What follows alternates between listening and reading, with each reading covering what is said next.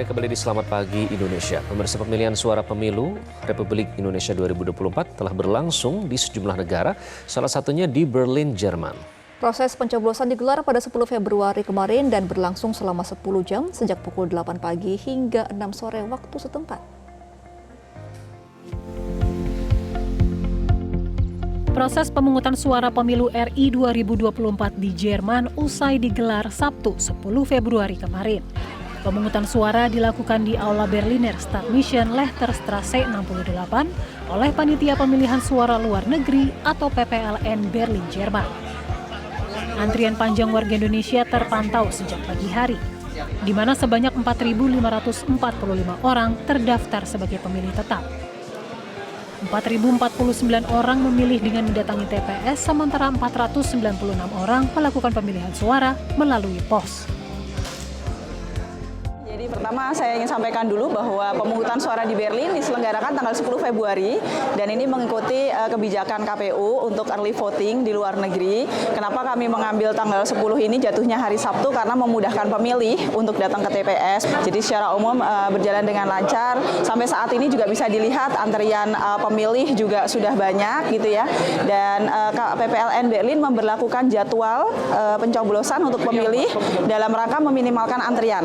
Jadi tidak datang di jam yang sama, melainkan dibikin range per 15 menit untuk setiap pemilih.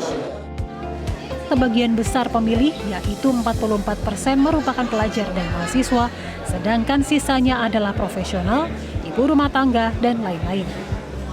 Kalau ini pertama kali saya nyoblos in general, jadi pertama kali di Berlin juga.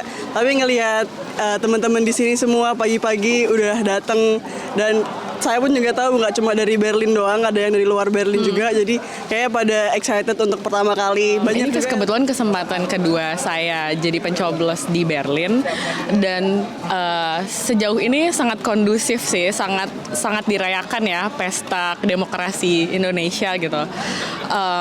Mungkin ada beberapa TPS yang agak penuh, cuman sangat baik sih.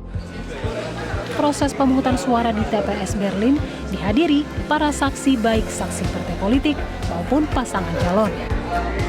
Sejauh pengamatan kami tidak ada pelanggaran-pelanggaran yang terjadi.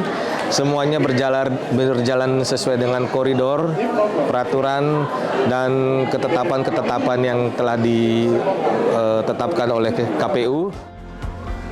Dalam proses pemungutan suara, PPLN Berlin turut dibantu oleh 31 anggota kelompok penyelenggara pemungutan suara luar negeri atau KPPSLN.